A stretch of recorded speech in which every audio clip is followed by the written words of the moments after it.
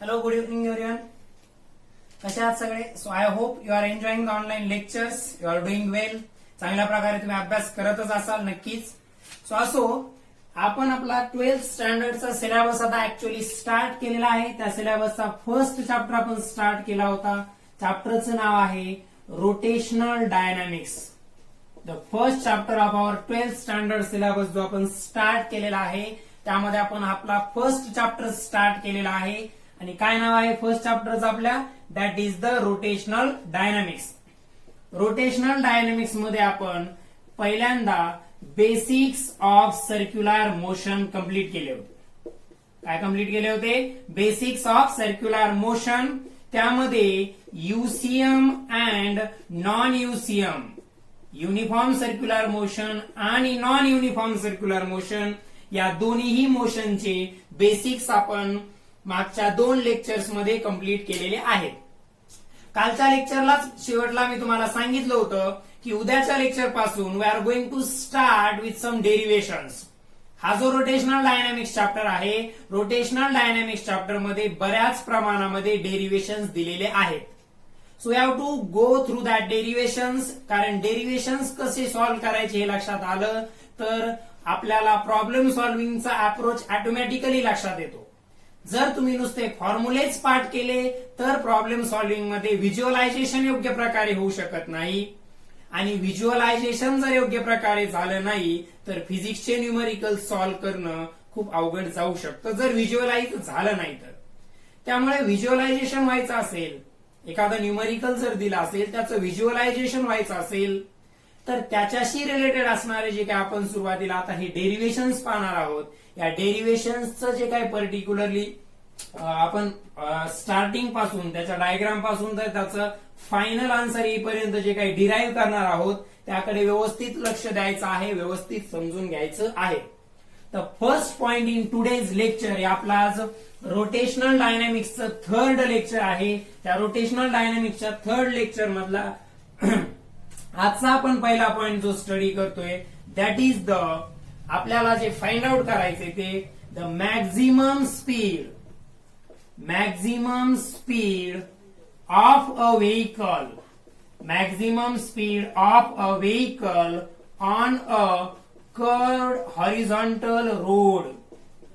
Curve horizontal road वरती एखाद्या व्हेकलची maximum speed काय असू शकते याच्यासाठीचं डेरिव्हेशन आपल्याला पाहायचं आहे. What is that? That is the maximum speed of a vehicle on a curved horizontal road, एखाद्या कर्व हॉरिझॉन्टल रोड वरती. आता कर्व अशा प्रकारचा असणार आहे. This is the curve horizontal road. हॉरिझॉन्टलचा अर्थ याची बँकिंग केलेली नाहीये. बँकिंग ऑफ रोड काय असतं आपण नेक्स्ट पॉइंट मध्ये पाहणार आहोत. म्हणजे रोड प्लेन आहे, फक्त कर्व आहे. म्हणजे इकडनं वरती उचललेला किंवा इकडनं खाली गेलेला असं एलिव्हेशन डिप्रेशन कुठेही झालेलं नाहीये. रोड कसा आहे? प्लेन आहे, हॉरिझॉन्टल आहे. परंतु त्या प्लेन हॉरिझॉन्टल रोड वरती एक व्हेकल टर्न निगोशिएट करण्याचा प्रयत्न करत आहे. मग अशा कर्व हॉरिझॉन्टल रोड वरती कर्व निगोशिएट करत असताना त्या व्हेकलची मॅक्झिमम स्पीड काय असली पाहिजे यासाठीचं डेरिव्हेशन आपण पाहणार आहोत. मॅक्झिमम स्पीड त्या व्हेकलची काय असली पाहिजे यासाठीचं डेरिव्हेशन आपण पाहतोय. व्यवस्थित पहा. तर ऑब्व्हियसली या ठिकाणी समजा ते व्हेकल आहे, या व्हेकल वरती ऑब्व्हियसली एक सेंट्रिपिटल फोर्स ऍक्ट झाला पाहिजे. या कर्व साठी काल सेंट्रिपिटल फोर्सची कन्सेप्ट शिकवली आहे. या व्हेकलसाठी या कर्व रोडवरती या टर्नचं इकडे कुठेतरी सेंटर असणार आहे आणि याच्यावरती ऍक्ट होणारा जो फोर्स सेंटरकडे ऍक्ट होणार आहे त्या फोर्सला आपण सेंट्रिपिटल फोर्स असं म्हटलं आहे. त्या फोर्सला आपण काय म्हटलं आहे? Centripetal force. तर ते फोर्सेस कोणते कोणते ऍक्ट होते ते पाहावं लागेल. याची मॅक्झिमम स्पीड कॅल्क्युलेट करण्यासाठी अशा प्रकारे जेव्हा एखादं व्हेकल प्लेन किंवा हॉरिझॉन्टल कर्व रोडवरती जेव्हा तो कर्व किंवा तो टर्न निगोशिएट करण्याचा प्रयत्न करत असताना किंवा करत असताना विदाउट टॉपलिंग म्हणजे ते पलटी न होता जर सक्सेसफुली टर्न निगोशिएट करायचा असेल तर मॅक्झिमम कितीच्या स्पीडनं ते व्हेकल तिथं ड्राईव्ह केल्या जाऊ शकतं यासाठीचं डेरिव्हेशन आपल्याला पाहायचं आहे. ठीक आहे. So let's draw the diagram that shows the various forces acting on that particular vehicle. अशा प्रकारे जेव्हा व्हेकल टर्न निगोशिएट करण्याचा प्रयत्न करत आहे तेव्हा त्याच्यावरती ऍक्ट होणारे जे व्हेरियस फोर्सेस असणार आहेत ते फोर्सेस दाखवणारी एक डायग्राम आपण त्या ठिकाणी ड्रॉ करत आहोत. सो लेट्स सपोज आता मी कर्व न दाखवता एक रोड दाखवतोय फक्त, कारण कर्व वरती असणार आहे. पर्टिक्युलरली हा कशा प्रकारचा रोड असणार, अशा प्रकारचा कर्व रोड असणार आहे. त्या कर्व रोड वरती त्याचा कुठेतरी इकडे सेंटर आहे, इकडे त्याचा काय आहे, हा कर्व रोड आहे अशा प्रकारचा, आणि या कर्व रोडचा पर्टिक्युलरली इकडे कुठेतरी सेंटर असणार आहे या डायरेक्शनला. ठीक आहे, ठीक आहे, डायरेक्टली कर्व रोडच ड्रॉ करूयात. प्लेन कर्व रोड हॉरिझॉन्टल आहे परंतु रोड. ठीक आहे, सो अशा प्रकारे तुम्ही हा कर्व इथं ड्रॉ केलाय मी. हा कर्व जो रिप्रेझेंट करतो हा रोड सरफेस ड्रॉ केलेला आहे. हा कर्व जो रिप्रेझेंट केला आहे कशासाठी, कर्व सरफेस साठी. याचं इकडे कुठेतरी सेंटर असणार आहे, इकडे कुठेतरी याचं काय असणार आहे, सेंटर असणार आहे. आता या कर्व रोड वरती एक व्हेकल आहे, त्या ठिकाणी एक अशा प्रकारचं व्हेकल आहे. मी एका रेक्टँगलनं त्याला रिप्रेझेंट केलेलं आहे. And we are suppose that the entire mass is concentrated at this point that is called as the center of mass. Centre of mass वरतीच त्याचं काय ऍक्ट होत असतं, वेट ऍक्ट होत असतं व्हर्टिकली डाऊनवर्ड डायरेक्शन मध्ये. Weight always acts in vertically downward direction and the normal reaction balances that weight. पहा, vertically हे व्हेकल असं असणार आहे. या व्हेकल वरती डाऊनवर्ड डायरेक्शनला ऍक्ट होणार आहे ते त्याचं weight, that is the gravitational force. आणि त्या ग्रॅव्हिटेशनल फोर्सला जी नॉर्मल रिॲक्शन त्या व्हेकल वरती ऍक्ट होणार आहे रोड सरफेसमुळे ती व्हर्टिकली अपवर्ड डायरेक्शन मध्ये असणार आहे. नाव इकडे पहा, सेंटरकडे ऍक्ट होणारा जो फोर्स असणार आहे that is called as centripetal force. And we all know that in case of vehicle taking the turn on the curved road, in case of the vehicle taking turn on the curved road, the frictional force acts as a centripetal force. हा frictional force आहे, हा centripetal फोर्सचं काम करेल. So एक diagram त्या ठिकाणी आपण draw केलेली आहे, ज्या डायग्राम मध्ये आपण व्हेरियस फोर्सेस त्या ठिकाणी ऍक्ट होणारे, various forces acting on vehicle negotiating the turn, तो टर्न निगोशिएट करण्याचा प्रयत्न करत असलेल्या त्या व्हेकल वरती ऍक्ट होणारे व्हेरियस फोर्सेस दाखवणारी डायग्राम आपण या ठिकाणी ड्रॉ केलेली आहे. सो डायग्राम मध्ये काय आहे पहा, त्या व्हेकलचं weight W equals to M into G that is acting vertically downward. That weight is acting vertically downward. आपल्याला माहिती आहे जेव्हा एखादा ऑब्जेक्ट सरफेस वरती रेसला म्हणजे बॅलन्सिंग झालेली आहे, व्हर्टिकल डायरेक्शनच्या फोर्सेसची काय झाली आहे, बॅलन्सिंग. ते व्हेकल व्हर्टिकली अपवर्ड किंवा डाऊनवर्ड मूव्ह होतंय का, नाही. कारण जेवढं वेट त्याचं डाऊनवर्ड डायरेक्शनला ऍक्ट होत आहे तेवढीच नॉर्मल रिॲक्शन तो रोड सरफेस त्याच्यावरती अपवर्ड डायरेक्शनला ऍक्ट करतो. आणि अशा प्रकारे व्हर्टिकली अपवर्ड आणि डाऊनवर्ड ऍक्ट होणारे, व्हर्टिकली अपवर्ड आणि डाऊनवर्ड ऍक्ट होणारे हे फोर्सेस जेव्हा एकमेकांना बॅलन्स करतात त्यामुळे या डायरेक्शनची मोशन कन्स्टेंड झालेली आहे. नाव या कर्व रोडचा इकडे कुठेतरी सेंटर असणार आहे. जेव्हा अशा कर्व रोडवरती व्हेकल टर्न घेत असतं तेव्हा frictional force towards the centre act होत असतो आणि तो फ्रिक्शनल फोर्स काय म्हणून ऍक्ट करत असतो, centripetal force. Here W equals to mg that is the weight acting vertically downward. It is acting vertically downward. N that is normal reaction, ही vertically upward act होणार आहे.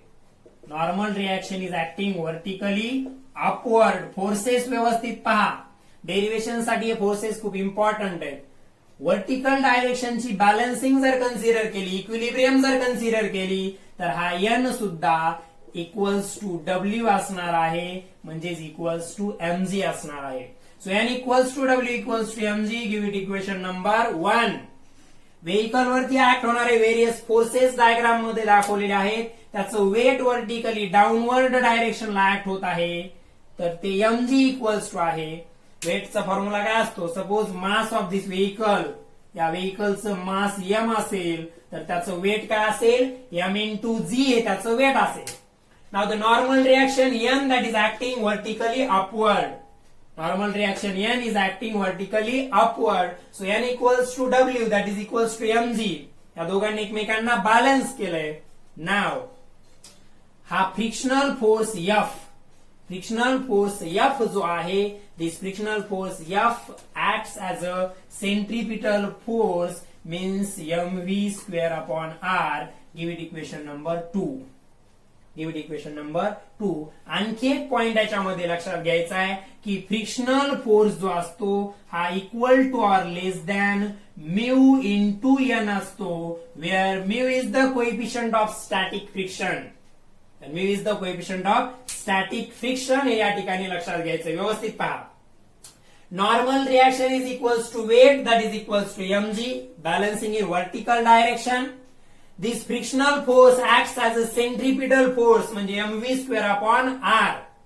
This v is the maximum velocity. आपण जेव्हा लेस than or equals to सोबत त्याला compare करणार आहोत तेव्हा ती v ही मॅक्झिमम वेलॉसिटी असणार आहे, जी या टर्न वरती व्हेकल टर्न घेत असताना तुम्ही ठेवू शकता. परंतु आपल्याला माहिती आहे फ्रिक्शनल फोर्स मध्ये आपण फ्रिक्शनल फोर्सचा फॉर्म्युला काय असतो? Coefficient of friction multiplied by normal reaction. How to calculate the frictional force? This coefficient of friction multiplied by normal reaction. This is how we calculate the frictional force. So this F equals to mu into n, equation number 3. So now look here, from equation 2 and 3. From equation 2 and 3. Note this down. हे diagram जे आहे, या डायग्रामचं जे खाली description लिहिलं होतं ते मी त्या ठिकाणी रफ करतोय. नोट डाऊन करायचे व्हिडिओ पॉज करून व्यवस्थित. So now from equation 2 and 3, from equation 2 and equation 3, equation 2 आणि 3 पहा. F हा फ्रिक्शनल फोर्स आहे, त्याला equals to mv square upon r का लिहिलं? F हा जो फ्रिक्शनल फोर्स आहे त्याला equals to mv square upon r का लिहिलं? Reason is here in this condition this frictional force is acting as a centripetal force आणि हा सेंट्रिपिटल फोर्सचा फॉर्म्युला आहे. आता F equals to mu into N लिहिलं कारण हा फ्रिक्शनल फोर्सचा फॉर्म्युला आहे. From equation 2 and 3 we can write like this mv square upon r equals to mu N. I continue here. This mv square upon r is the radius of that curve. R is the radius of that curve. So the mv square upon r equals to mu n. So mv square upon r equals to mu into. Now we know that this n is nothing but the m into z. This n is nothing but the m into z. ज्यांना कोणाला friction chapter झालेला नसेल त्यांच्यासाठी पहा, F equals to mu N. हा mu म्हणजे एक coefficient of friction म्हणतो त्याला आपण, जो तुम्हाला क्वेश्चन मध्ये प्रोव्हाइडेड असतो, तर त्या सरफेस वरती डिपेंड असतो. कोएफिशियंट ऑफ फ्रिक्शन आहे म्यू, तो जे दोन सरफेसेस कॉन्टॅक्ट मध्ये असणार आहेत. इन केस ऑफ व्हेकल रोडचा सरफेस आणि टायर्स यांच्यामध्ये कॉन्टॅक्ट होणार आहे, त्यांच्यावरती हा म्यू डिपेंड असणार आहे. म्हणजे रोड सरफेस खूपच प्लेन असेल, एकदम गुळगुळीत रस्ता म्हणतो आपण त्याला, खूप प्लेन एकदम प्लेन रस्ता असेल तर म्यूची व्हॅल्यू कमी असेल. खडबडीत असेल, थोडा रफ सरफेस असेल तर त्या ठिकाणी म्यूची व्हॅल्यू जास्त असते. म्यू म्हणजे कोएफिशियंट ऑफ फ्रिक्शन असतो. म्यू म्हणजे काय असतो? Coefficient of friction. त्या कोएफिशियंट ऑफ फ्रिक्शनला रोड सरफेस आणि टायर मधलं कोएफिशियंट ऑफ फ्रिक्शनला जेव्हा तुम्ही या नॉर्मल रिएक्शन न मल्टिप्लाय करता तेव्हा तुम्हाला फ्रिक्शनल फोर्सची व्हॅल्यू मिळत असते. So mv square upon r equals to आले म्यू n. n म्हणजे इक्वल्स टू mg आहे, आपण ऑलरेडी पाहिले. This m and this m get cancel, r getting multiplied, v square equals to this mu r इकडे multiply झाला g. So v equals to square root of mu rg. This is the limited speed. एवढी maximum असली पाहिजे. Mu म्हणजे coefficient of friction between road surface and the tyres. R is the radius of that curve road and G is the acceleration due to gravity. आता हा R fix आहे, G fix आहे, दिलेल्या condition साठी mu fix असणार आहे. फक्त त्याच्या रोड सरफेस वरती ऑइल वगैरे सांडलं तर काय चेंज होईल पहा, इकडे लक्ष द्यावं. मॅक्झिमम स्पीड किती असू शकते रोड सरफेस जेव्हा अशा प्रकारचा टर्न व्हेकल निगोशिएट करणार आहे तेव्हा मॅक्झिमम स्पीड किती असू शकते, mu into R into G. Maximum speed किती असू शकते, mu into R into G. This can be the maximum speed. ही मॅक्झिमम स्पीड त्या ठिकाणी असू शकते. आता आर म्हणजे रोडची रेडियस चेंज होणार आहे का, नाही. जी म्हणजे acceleration due to gravity change होणार आहे का, नाही चेंज होणार आहे. मग व्ही कशानुसार चेंज करावं लागेल, ऑकेजनली म्यू नुसार. जर पाणी वगैरे रस्त्यावरती सांडलेलं असेल, पाऊस पडलेला असेल किंवा ऑइल सांडलेला असेल किंवा व्हेकलचे टायर जे आहेत ते घासून घासून खूप त्या ठिकाणी मऊ झालेले असतील, प्लेन झालेले असतील, तर अशा कंडिशन मध्ये म्यूची व्हॅल्यू कमी होते. म्हणजे टायर घसरायला लागले सरफेसवरती. कशामुळे, त्यांचा सरफेस जो रफ असतो तो घासून घासून निघून गेला किंवा रोड सरफेसवरती ऑइल वगैरे सांडलंय. अशा कंडिशन मध्ये म्यूची व्हॅल्यू कमी होत आहे.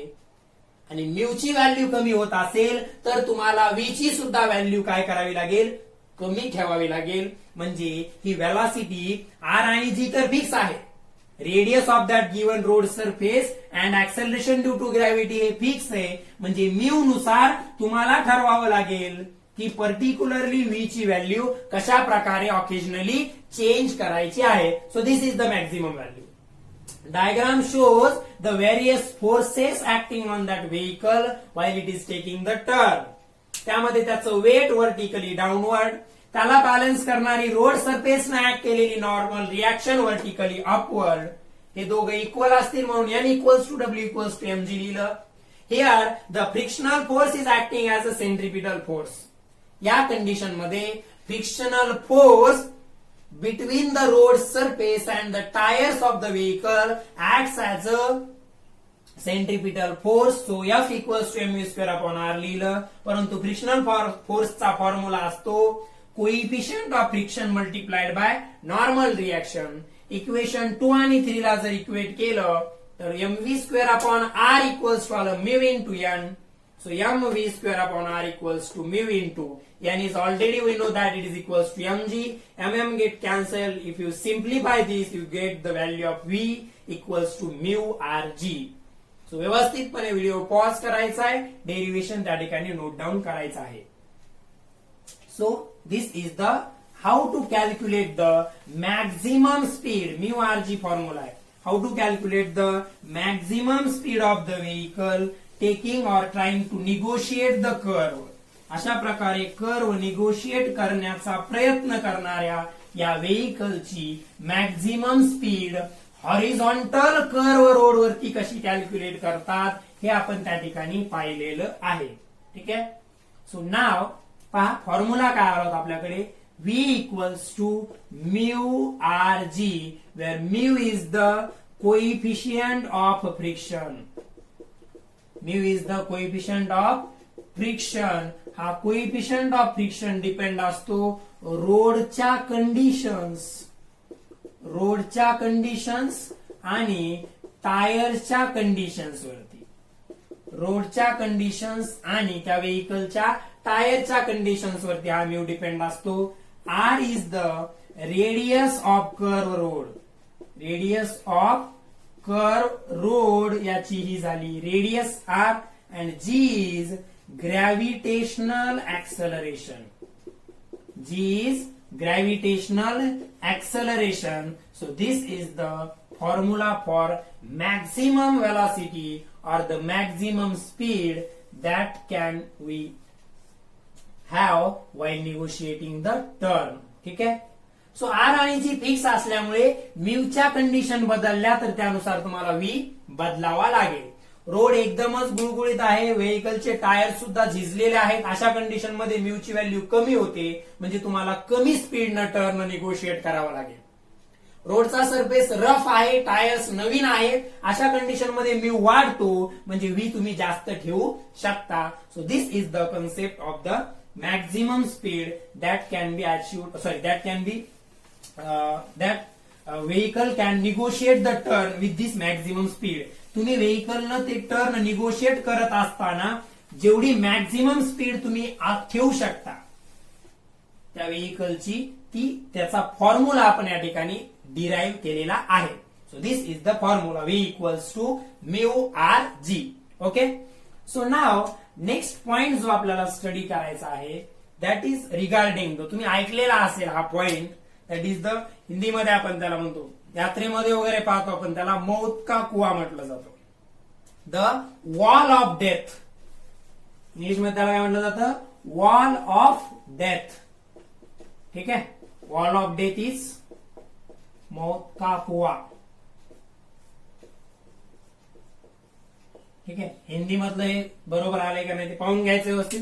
सो या वॉल ऑफ द डेथ मध्ये कशा प्रकारे आपण वेगवेगळे फोर्सेस आणि जी स्पीड आहे ती मिनिमम आहे. पहा आपण रोडच्या कंडिशन मध्ये पाहिलं की ते मॅक्झिमम स्पीड किती असली पाहिजे. त्या मौत का कुआमध्ये तो व्हेकल वाला रायडर जेव्हा त्या ठिकाणी राईड करत आहे तेव्हा मिनिमम स्पीड किती असली पाहिजे हे कॅल्क्युलेट करतो आपण. कारण त्याच्यापेक्षा त्यानं स्पीड जर कमी केली तर ते व्हेकल खाली फॉल डाऊन होऊ शकतं कारण इथं कंडिशन वेगळ्या आहेत. ठीक आहे. Now look here. अशा प्रकारचा वॉल ऑफ डेथ असणार आहे त्या ठिकाणी. किती वॉल ऑफ डेथ असणार आहे. प्रत्येक कंडिशन मध्ये आपण काय कन्सिडर करतोय पहा की इथं सुद्धा आणि आता जे डेरिव्हेशन आपण घेतलं होतं या त्या कंडिशन मध्ये सुद्धा आपण काय केलेलं आहे तर आपण व्हेकलला एक पॉइंट ऑब्जेक्ट कन्सिडर केलेला आहे. व्हेकलला काय कन्सिडर केलं आहे एक पॉइंट ऑब्जेक्ट. आता या कंडिशन मध्ये आपल्याला माहितीये की अशा प्रकारे पर्टिक्युलरली काय केलं जातं तर त्या ठिकाणी व्हेकल त्या ठिकाणी पळवल्या जातं ते राईड केल्या जातो अशा प्रकारे. ठीक आहे. त्या पर्टिक्युलर वॉल्स वरती. ठीक आहे. That is called as wall of death. Sorry well of death. ठीक आहे. सो त्या वेल ऑफ डेथ मध्ये मौत का कुआ ज्याला म्हणतो आपण. सो याच्यामध्ये एक व्हेकल आहे पर्टिक्युलरली या पॉइंटला मी कन्सिडर करतो. ठीक आहे. अशा प्रकारे त्याची वॉल असणार आहे मधून त्या वेल ऑफ डेथची आणि त्याच्यावरती तो अशा प्रकारे राऊंड राऊंड त्या व्हेकलचे घेणार आहे टर्न घेणार आहे.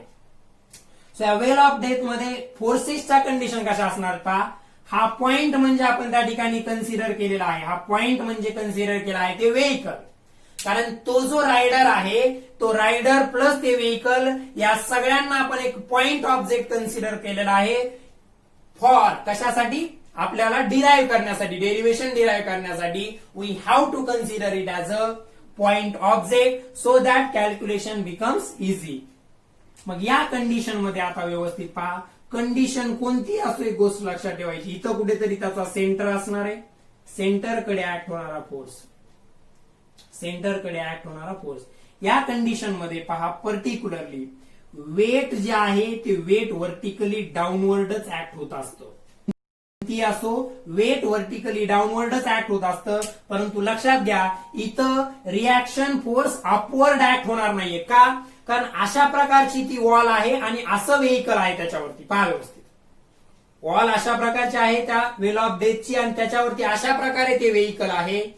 म्हणजे इथं वेट जरी याचं डाऊनवर्ड ऍक्ट होत असेल तरी रिॲक्शन मात्र इकडे ऍक्ट होणार आहे. अशा प्रकारे रिॲक्शन कशी असते सरफेसला परपेंडिक्युलर असते. या कंडिशन मध्ये वेट जरी डाऊनवर्ड ऍक्ट होत असेल तरी रिॲक्शन मात्र वेटला बॅलन्स करणार नाहीये. इथं रिॲक्शन पहा हे व्हेकल आहे. या व्हेकलनं पर्टिक्युलरली कशासोबत कॉन्टॅक्ट केलेला आहे या वॉल सोबत आणि ती वॉल त्या वॉल सरफेसला परपेंडिक्युलर डायरेक्शन मध्ये फोर्स ऍक्ट करते. Reaction force that normal reaction towards the centre येणार आहे. कारण ती वॉल अशा प्रकारची असणार आहे आणि हे व्हेकल त्याच्यावरती कॉन्टॅक्ट मध्ये आहे त्याच्यासोबत. तर ही वॉल आणि ते व्हेकल अशा प्रकारे त्या ठिकाणी त्याच्यावरती रिॲक्शन ऍक्ट करणार आहे. म्हणजे इथं रिॲक्शन फोर्स इकडे ऍक्ट होतोय वेट मात्र डाऊनवर्डच ऍक्ट होणार आहे. नाव इथं फ्रिक्शनल फोर्स ऍक्ट होईल या डायरेक्शन मध्ये. इथं जे फ्रिक्शनल फोर्स ऍक्ट होणार आहे तो या डायरेक्शन मध्ये ऍक्ट होणार. ट्राय टू व्हिज्युअलाइज त्या कंडिशन मध्ये आणि या कंडिशन मध्ये डिफरन्स आहे. व्हिज्युअलाइज करण्याचा प्रयत्न करा. समजा तुम्ही काय करायचं घरी व्हिज्युअलाइज होत नसेल तर एक ग्लास घ्यायचा आणि ग्लासच्या इनर वॉल वरती अशा प्रकारे ग्लास घ्यायचा आणि त्या ग्लासच्या इनर वॉल वरती इथं काहीतरी चिटकवायचं. ते म्हणजे तो व्हेइकल आहे असं कन्सिडर केलं तर तुमच्या लक्षात येईल की यांच्या कॉन्टॅक्टमुळे रिॲक्शन इकडे ऍक्ट होईल, वेट त्या पॉइंटचं डाऊनवर्डलाच ऍक्ट होणार आहे आणि फ्रिक्शनल फोर्स इकडे ऍक्ट होईल. ठीक आहे, हे व्हिज्युअलाइज होत नसेल तर घरी क्लासमध्ये अशा प्रकारे काहीतरी त्याला इनर वॉलला काहीतरी स्टिक करून त्याला व्हिज्युअलाइज करण्याचा प्रयत्न करायचा आहे. तसं तर हे वेल ऑफ डेथ जे असतं तुम्ही सगळ्यांनी पाहिलेलं आहे, त्यामुळे व्हिज्युअलाइज करण्यासाठी जास्त अवघड जाणार नाही. So we have consider that rider and vehicle as a point object. Act होणारे फोर्सेस पहा, weight equals to mg vertically downward act होणार आहे, normal reaction towards the centre and frictional force upward act होणार आहे. मग या condition मध्ये परत आता इक्वेलायझेशन ऑफ फोर्सेस करायचंय. इथं W इक्वल्स टू mg आहेच. फ्रिक्शनल फोर्स इथं मात्र as a centripetal force act करत नाहीये. फ्रिक्शनल फोर्स याला इक्वेशन नंबर 1 दिलं. फ्रिक्शनल फोर्स म्यू इंटू एनच असतं. फ्रिक्शनल फोर्स हे coefficient of friction multiplied by normal रिॲक्शनच्या इक्वल असतं. परंतु या कंडिशन मध्ये या प्रॉब्लेम किंवा या एक्झाम्पलचा वेल ऑफ डेथच्या एक्झाम्पलचा विचार केला तर फ्रिक्शनल फोर्स कोणाला बॅलन्स करत आहे? वेटला. म्हणजे फ्रिक्शनल फोर्स mg च्या इक्वल येईल. इक्वेशन नंबर 3 पर्टिक्युलरली व्यवस्थितपणे पहा इथं. आणि नॉर्मल रिॲक्शन काय म्हणून ऍक्ट होत आहे पहा. Here normal reaction acts as a centripetal force. Here normal reaction is acting as a centripetal force. याला इक्वेशन नंबर 4 देतोय मी. पहा व्यवस्थित लक्ष द्या. Object rider and the vehicle, त्याची बाईक जी असणार आहे that is performing the circular motion inside the well of death. त्यामध्ये ऍक्ट होणारे फोर्सेस त्याच्या इनसाइड वॉल वरती अशा प्रकारे ते व्हेइकल असणार आहे. त्यामुळे रिॲक्शन ही टुवर्ड्स द सेंटर ऍक्ट होईल. वेट व्हर्टिकली डाऊनवर्डच असणार आहे. फ्रिक्शनल फोर्स हा नॉर्मल रिॲक्शनला परपेंडिक्युलर आहे त्या ठिकाणी. So frictional force is acting vertically upward. Weight W equals to mg असणार आहे. फ्रिक्शनल फोर्सचा formula mu multiplied by normal reaction असतो, परंतु इथं तो या mg ला बॅलन्स करतोय म्हणून F इक्वल्स टू mg आलं. नॉर्मल रिॲक्शन इथं सेंट्रिपिटल फोर्सचं काम करते म्हणून mv²/r आलं. So from equation 2 and 3, equation 2 आणि 3 चा विचार केला तर तुमच्या लक्षात येईल की हे μn इक्वल्स टू mg आहे. इक्वेशन 2 आणि 3 चा जर विचार केला तर हे μn इक्वल्स टू mg आहे. मग हे म्यू ऍज इट इज यांच्या जागी पुट करू शकता तुम्ही mv²/r into mv²/r, where r is the radius of that well. त्या वेलची रेडियस किती आहे? r. पहा इक्वेशन 2 आणि 3 वरून आपण μn इक्वल्स टू mg लिहू शकतो. इक्वेशन 2 आणि 3 वरून आपण μn इक्वल्स टू mg लिहू शकतो. मग μn इक्वल्स टू mg लिहिलं, परंतु n इक्वल्स टू काय आहे? Here n that is the normal reaction acting as अ काय म्हणून ऍक्ट करते नॉर्मल रिॲक्शन? Centripetal force. म्हणजे mv²/r equals to this mg. mm get cancel. mm काय झाला? कॅन्सल झालेला आहे. तर काय होईल पहा, हा v² इक्वल्स टू हा r हा g सोबत मल्टिप्लाय होईल. r हा g सोबत मल्टिप्लाय होईल आणि हा जो म्यू आहे तो डिवाइड होईल. त्याला इकडे लिहितोय पहा, इथून इकडे घेतोय मी त्याला. So v² equals to rg divided by mu. v² equals to rg divided by mu. So v equals to येईल root of rg divided by mu. v चा फॉर्म्युला काय आला? Root of rg divided by mu. This must be the minimum velocity. एवढी velocity minimum त्याला ठेवावी लागेल जेणेकरून तो सक्सेसफुली त्या ठिकाणी काय करत राहील? राईड करत राहील inside the well of death. आता इथल्या कंडिशन पहा, म्यू जेवढा जास्त असेल तेवढी या v ची व्हॅल्यू कमी ठेवावी लागेल. v ची व्हॅल्यू कमी ठेवली तरी चालेल. जर कोएफिशियंट ऑफ फ्रिक्शन इथला जास्त असेल तर v ची व्हॅल्यू थोडी कमी ठेवली तरी चालेल, परंतु कोएफिशियंट ऑफ फ्रिक्शन जर खूप कमी असेल तर v ची व्हॅल्यू खूप जास्त ठेवावी लागेल. इथं उलट आहे पहा, व्हेकल टर्न घेताना आपल्याला शक्य तेवढी कमीत कमी व्हेलॉसिटी ठेवावी लागते. खूप फास्ट ना आपण टर्न निगोशिएट करू शकत नाही, म्हणून त्याची मॅक्झिमम लिमिट फिक्स केलेली आहे. जिथं व्हॅल्यू कमीत कमी ठेवायची असते, जिथं व्हॅल्यू कमीत कमी ठेवायची असते तिथं आपण त्याची मॅक्झिमम लिमिट फिक्स करतो.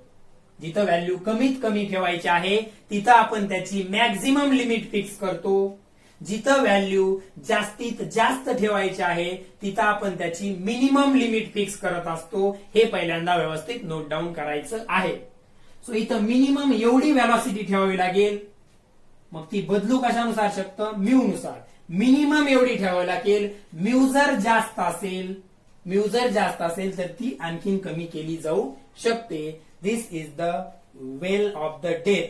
त्याच्यामध्ये कशा प्रकारे इक्वेशन बनलं व्हेलॉसिटीचं. So well of the death साठी ही मिनिमम व्हेलॉसिटी एवढी ठेवावी लागेल, RG डिवायडेड बाय म्यू चा स्क्वेअर रूट, आणि कर्व रोड वरती मॅक्झिमम व्हेलॉसिटी ठेवावी लागेल, दॅट इज म्यू RG. तर या कंडिशन्स आहेत, हे व्यवस्थित त्या ठिकाणी लक्षात ठेवायचं आहे. सो परत व्हिडिओ पॉज करून याला व्यवस्थितपणे नोट डाऊन करायचं आहे. So this is the condition of well of the death. त्यामध्ये कशा प्रकारे मिनिमम व्हेलॉसिटी किती असली पाहिजे, कारण इथं कसं असतं पाया मोदकाकुवामध्ये वेल ऑफ द डेथ मध्ये त्या मिनिमम व्हॅल्यू पेक्षा जर कमी केली तर फॉल होण्याचे चान्सेस असतात, आणि कर्व रोडवरती त्या मॅक्झिमम व्हॅल्यू पेक्षा जास्त केली तर व्हेकल टॉपल होण्याचे चान्सेस असतात. पहा, वेल ऑफ द डेथ मध्ये एक फिक्स मिनिमम लिमिट आपण फिक्स केली आहे, त्याच्यापेक्षा कमी व्हेलॉसिटी जर झाली तर तो फॉल डाऊन होऊ शकतो. कर्व रोडवरती, हॉरिझॉन्टल कर्व रोडवरती एक मॅक्झिमम व्हॅल्यू फिक्स आहे, त्याच्यापेक्षा जास्त झाली तर व्हेकल टर्न न घेता टँजेन्शियली फ्लाय ऑफ होऊ शकतं. म्हणजे या कर्व रोडवरती हे व्हेकल टर्न घेत असताना V max equals to root of mu RG याच्यापेक्षा जर व्हॅल्यू जास्त झाली, हा समजा तो कर्व आहे, V max equals to square root of mu RG याच्यापेक्षा जर व्हॅल्यू जास्त झाली तर हे अशा प्रकारे टर्न न घेता टँजेन्शियली फ्लाय ऑफ होऊ शकतो. लक्षात येते?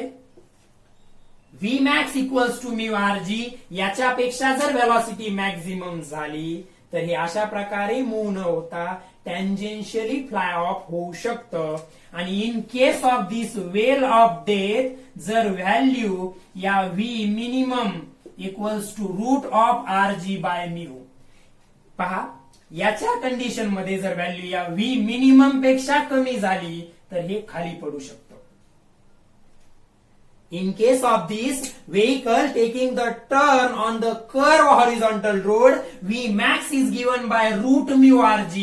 ही मॅक्झिमम लिमिट आहे, याच्यापेक्षा जास्त व्हेलॉसिटी झाली तर ते व्हेकल टँजेन्शियली फ्लाय ऑफ होऊ शकतं. And in case of this well of death V minimum equals to root RG by mu, म्हणजे मिनिमम एवढी असली पाहिजे इथं आणि मॅक्झिमम एवढी असली पाहिजे याच्या कंडिशन मध्ये. तर या दोघांचेही डेरिव्हेशन्स आपण पाहिलेले आहेत, व्यवस्थित व्हिज्युअलाइज करायचं आहे.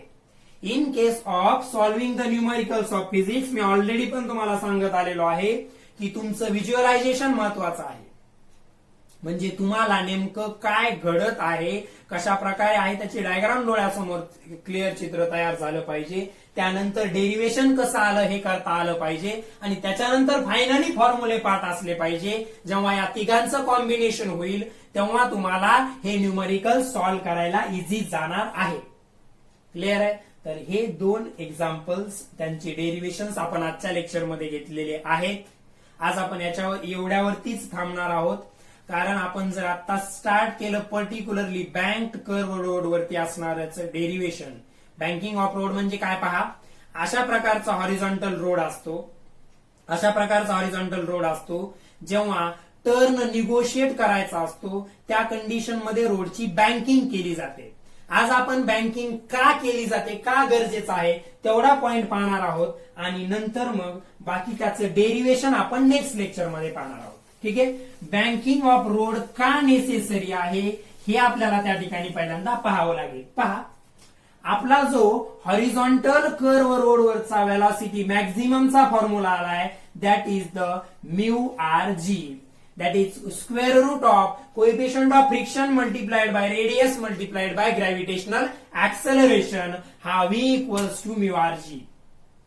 याचा जर तुम्ही व्यवस्थितपणे स्टडी केला तर तुमच्या लक्षात येईल हे R आणि G कॉन्स्टंट आहेत. R आणि G दिलेल्या रोड सरफेस साठी कसे आहेत? फिक्स आहेत. मग व्हॅरिएशन कोणानुसार होणार आहे? व्हेलॉसिटीचं V नुसार. तर हा म्यू म्हणजे कोइफिशियंट ऑफ फ्रिक्शन, हा रोडच्या कंडिशन्स, वेदर कंडिशन्स, त्या व्हेकलच्या टायरच्या कंडिशन या सगळ्यांवरती डिपेंड असणार आहे. हा म्यू म्हणजे कोइफिशियंट ऑफ फ्रिक्शन आहे, हा रोडच्या कंडिशन, वेदर कंडिशन म्हणजे रस्ता ओला वगैरे झालेला आहे किंवा त्याच्यावरती ऑइल सांडलेलं आहे, अशा कंडिशन मध्ये म्यूची व्हॅल्यू खूप कमी होते, निग्लिजिबल होते. अशा कंडिशन मध्ये समजा म्यू तुम्ही 0 झाला असं म्हटलं, म्यू खूपच मिनिमम झाला. कोणत्या कंडिशन मध्ये होऊ शकतो? टायरचा सरफेस एकदम घासून प्लेन झालेला आहे, रोड सरफेस सुद्धा एकदम प्लेन आहे, त्याच्यावरती काहीतरी ऑइल सांडलेलं आहे.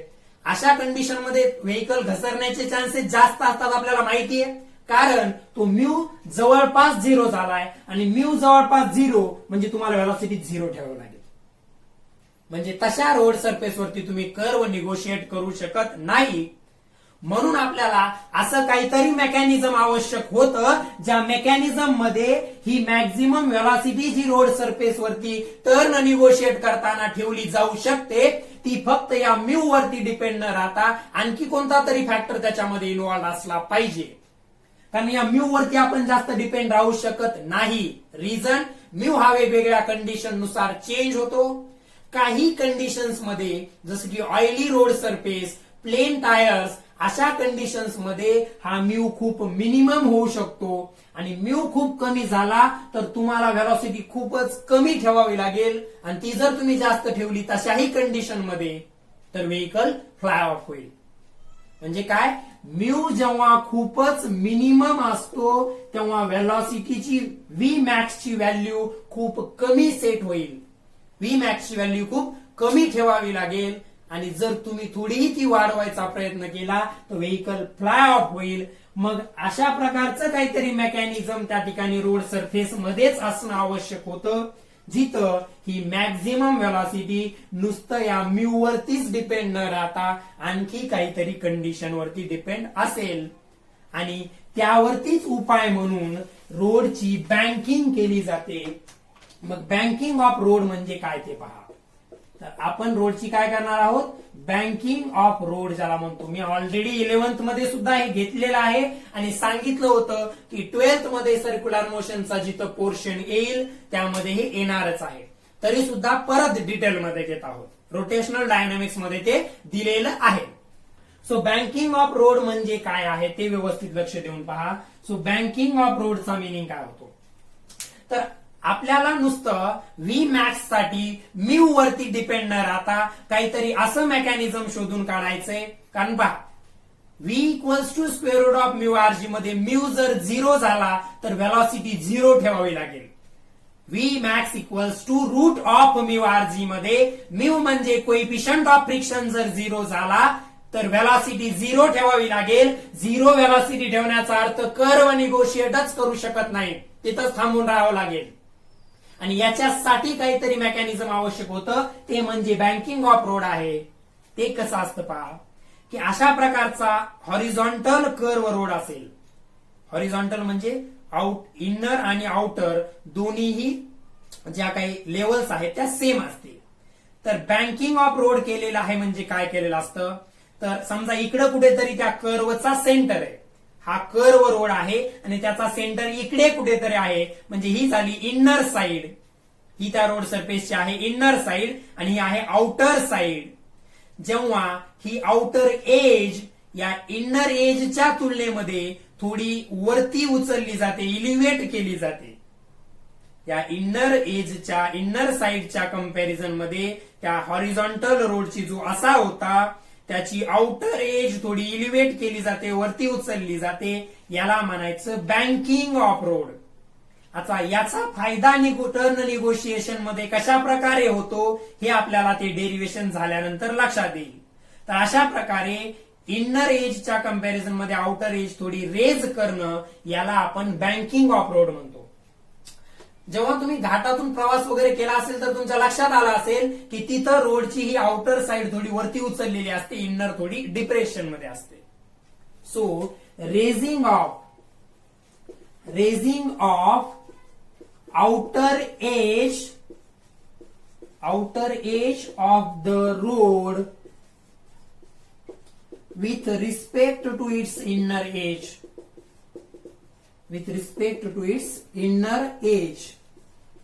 Inner edge च्या कंपॅरिझन मध्ये आउटर एज थोडी रेज केली. रेजिंग ऑफ आउटर एज और इलिव्हेटिंग म्हणतो आपण त्याला, इलिव्हेट करणं.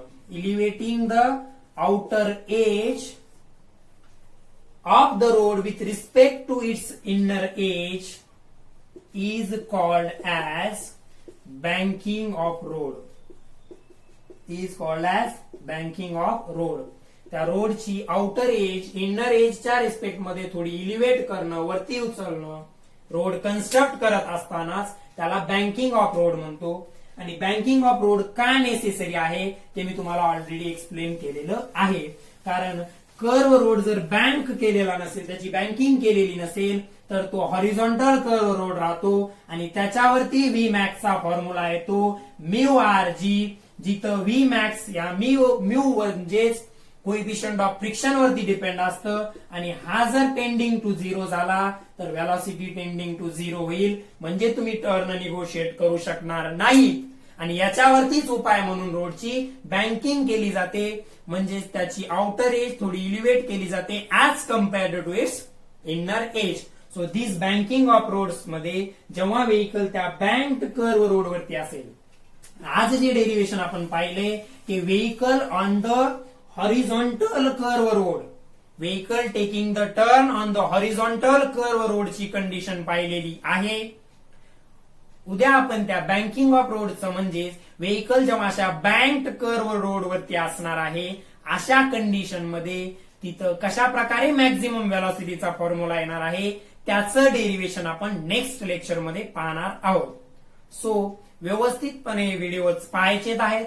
ऑनलाईन लेक्चरचा एक फायदा असा आहे की तुम्हाला एकदा पाहताना समजलं नाही तर तुम्ही ते रिपीट किती वेळेस पाहू शकता. ओके, हे दोन्ही डेरिव्हेशन व्यवस्थित लिहायचे आहेत.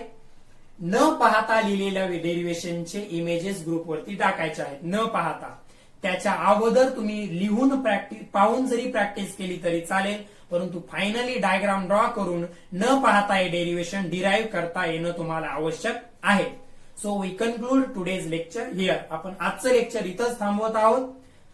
बँक्ड कर्व रोड वरती व्हेकल टर्न घेत असताना त्याच्या मॅक्झिमम व्हेलॉसिटीचा फॉर्म्युला काय येतो त्यासाठीचं डेरिव्हेशन आपण नेक्स्ट लेक्चर मध्ये घेणार आहोत. Okay, thank you.